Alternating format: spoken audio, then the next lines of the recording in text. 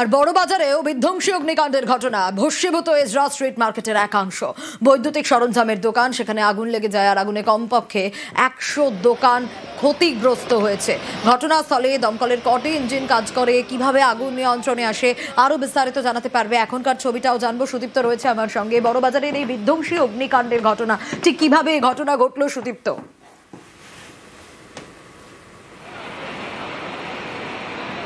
দেখো, 5:30 নাগাদ যেটা খবর, যে 5:30 নাগাদ এজরা স্ট্রিটে আগুন লাগে। বৈদ্যুতিক সরঞ্জামের দোকান, একপাশে যে দোকান রয়েছে সেই এই দিকের যে দোকান, সেইখানেই কিন্তু আগুনটা লেগেছিল। একবার ছবিটা দেখানোর জন্য বলবো আমার ক্যামেরা পার্সনকে। এবং তারপরে যেটা দেখা যাচ্ছে যে আগুন কিন্তু একদম ছড়িয়ে পড়তে থাকে। দমকলের ইঞ্জিন আসতে থাকে এবং 20টির বেশি ইঞ্জিন এসে আগুন নেভানোর কাজ করতে থাকে। প্রায় 4.5 ঘন্টা পেরিয়ে গিয়েছে, আগুন নিভেও গিয়েছে মোটামুটিভাবে কন্ট্রোল। যে কটি পকেট ফায়ার রয়েছে তা কিন্তু খুঁজে খুঁজে বের করা হচ্ছে এবং সেখানে নেভানোর কাজ চলছে। একটু দেখানোর চেষ্টা করব, যদিও ব্যারিকেড দিয়ে ঘেরা রয়েছে জায়গাগুলি, কিন্তু একটু দেখানোর চেষ্টা করে আমার ক্যামেরা পার্সন সেই ছবি দেখাচ্ছে যে আগুন এখন যে জায়গাগুলি পকেট ফায়ার রয়েছে সেগুলো কিন্তু নেভানোর কাজ চলছে এবং সাদা ধোঁয়া, কাজেই বুঝতেই পারছো যে আগুন কিন্তু নেই সেই অর্থে, সেই কারণে সাদা ধোঁয়া কিন্তু দেখা যাচ্ছে। যেটা বিষয় যে এই যে ইলেকট্রিক্যাল যে গুডস, তার যে দোকান, তার ফলে একটি লোহার যে কাঠামো, সেই লোহার কাঠামো দিয়ে এখানে ওয়্যার পাঠাতে হয় এবং সেই কারণে সেই যে জায়গাগুলো একেবারে কিন্তু খুব একটা বেশি হাইলি কনস্ট্রাক্টেড নয় এবং সেই কারণে সেগুলো কিন্তু ভেঙে পড়েছে। এবং যেটা বিষয় যে এই এলাকা একেবারে ঘিঞ্জি, কার্যত বেগ পেতে হয়েছে দমকল কর্মীদের এবং সে কথা স্বীকার করে নিয়েছেন ফায়ারের ডিজি রণবীর কুমার। তিনিও কিন্তু একথা বলছিলেন যে যেহেতু ঘিঞ্জি এলাকা, সেই কারণে তাদের কিন্তু বেগ পেতে হয়েছে। একই সঙ্গে যেটা দেখা যাচ্ছে এবং ক্ষয়ক্ষতির পরিমাণ যে প্রচুর, তা বলার অপেক্ষা রাখে না।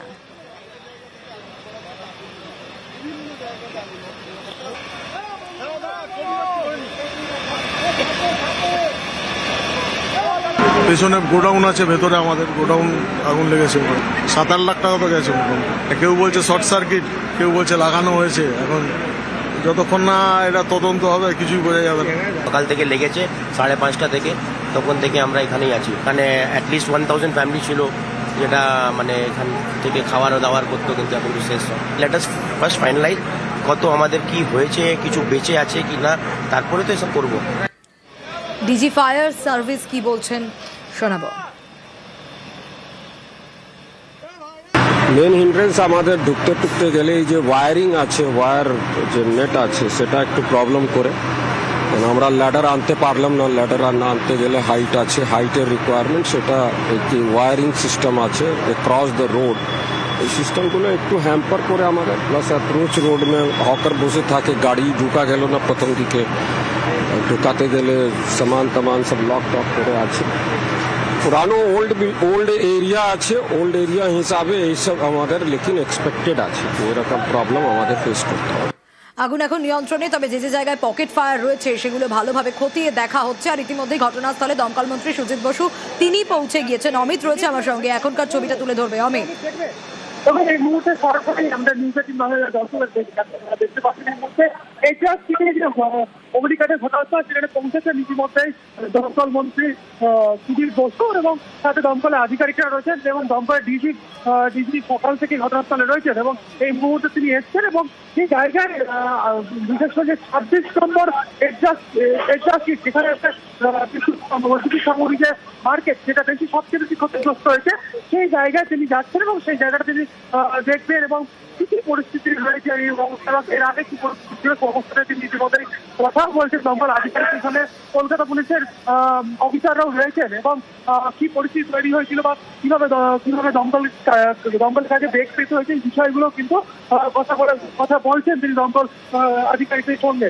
এবং এই মুহূর্তে এডজাস্ট স্ট্রিটে রয়েছেন এবং 26 নম্বর এডজাস্ট স্ট্রিট, যেটা প্রায় কম বেশি ছোট বড় মিলিয়ে 60 থেকে 70টি দোকান রয়েছে, সেই জায়গায় কিন্তু এই মুহূর্তে এসে পৌঁছেছেন দমকল মন্ত্রী সুজিত বসু এবং সরাসরি ছবি। এবং তুমি দেখতে পাচ্ছ যে এই মুহূর্তে 26 নম্বর এডজাস্টের সামনে কিন্তু দমকল মন্ত্রী রয়েছেন এবং সেই জায়গাটা সবচেয়ে বেশি ক্ষতিগ্রস্ত। ক্যামেরা কিন্তু বলবো আবার ভেতরের অংশটা এখন দেখার জন্য দেখতে পাচ্ছ যে এই অংশটা, এই যে বিল্ডিং, এই বিল্ডিং এর ভেতরে যেখানে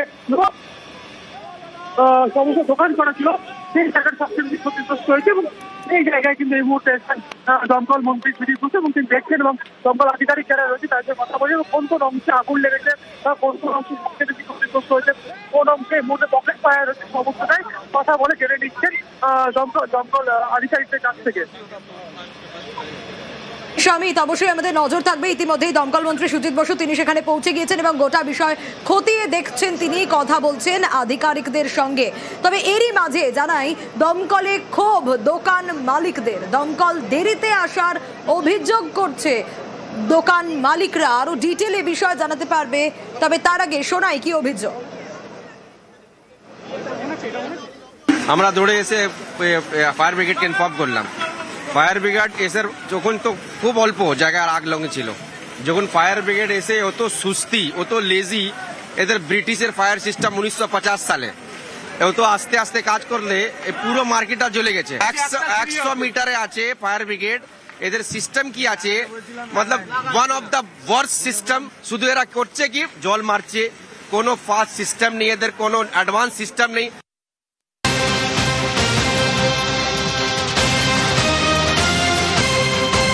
ঘিঞ্জি এলাকায় আগুন নেভাতে একেবারে হিমশিম খেতে হয়। ষড়যন্ত্রের অভিযোগ তুলছেন দোকান মালিক। অভিযোগ পাশের দোকান মালিকের বিরুদ্ধে। ঠিক কি অভিযোগ, আরো বিস্তারিত জানবো এই বিষয়ে। সুদীপ্ত রয়েছে আমার সঙ্গে। সুদীপ্ত, কি অভিযোগ উঠে আসছে এখনো পর্যন্ত? ষড়যন্ত্রের একটা অভিযোগ তুলছেন দোকান মালিক।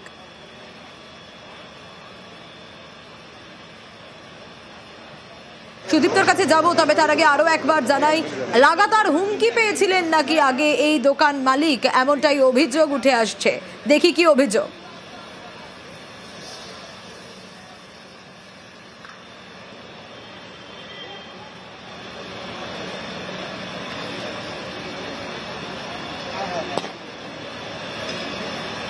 এটা পুরো ইলেকট্রিক্যাল মার্কেট আছে।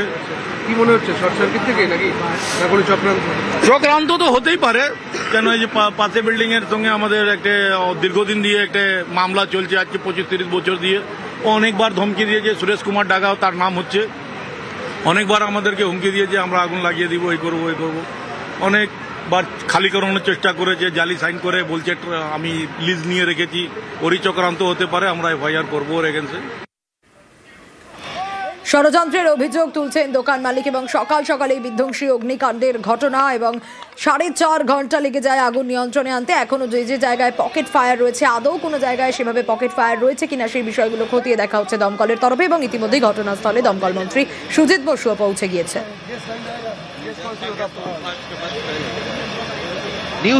দিনহাটায় হুড়মুড়িয়ে ভাঙল সেতু। রায়ডাক নদীর উপর সেতু ভেঙে বিপত্তি।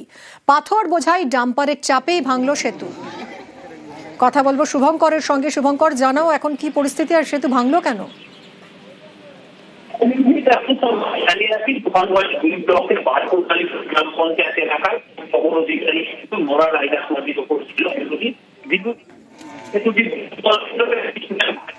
শুভঙ্করের সঙ্গে আবার পরে যোগাযোগ করবো আমরা, এই বিষয়ে আরো বিশদে জানাবো। রাত্রি কত 2:45 বাজে এরকম, ওই সময় বিকট আওয়াজ, সঙ্গে সঙ্গে উঠে আসি, এসে দেখি যে ওই ডাম্পার সহ ভেঙে গেছে। ব্রিজটা উইক আছে তো কোনো আমরা যখনই কোনো হেভি গাড়ি আসে তখন আমরা ওখান থেকে ঘুরিয়ে দিই, মানে চোখ দিয়ে ঘুরিয়ে দিই। এবার এত রাত্রে এই পাশ থেকে গাড়িটা আসতেছিল, সাধারণত কে বলবে যে আর এরা ড্রাইভার অ্যাকচুয়ালি ভুল করে আসছে। কি লোড ছিল গাড়িতে? এটা ছিল পাথরের ডাস্ট ছিল, ডাম্পার। হ্যাঁ ডাম্পার। সেই চাপে কি ভেঙে পড়লো? চাপেই ভেঙে পড়ছে। অ্যাকচুয়ালি খুঁটিগুলোই উইক ছিল। কোথায় যাওয়া যেত এই রাস্তা দিয়ে? এটা দিয়ে আসামের যে কোনো জায়গায় যাওয়া যাবে। আসামের সঙ্গে সব জায়গায় সব জায়গায় যাওয়া যায়। সেই সেতুই বন্ধ হয়ে গেল। হ্যাঁ, সেই সেতু খুব ক্ষতির মুখে পড়বে।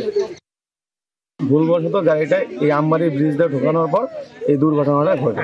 যদি এদিকে সামনে একটা রেলিং থাকতো, যে দুর্বল সেতু যদি লেখা থাকতো, তাহলে এই দুর্ঘটনা ঘটতো না। আরো 2-4 বছর ব্রিজটা যাইতো। এই স্কুল কলেজের যা যাবতীয় যে মানুষজন যা যায়, এই বাজার থেকেই সব টোটো অটো গাড়ি সব এখান থেকে যোগাযোগ ব্যবস্থা।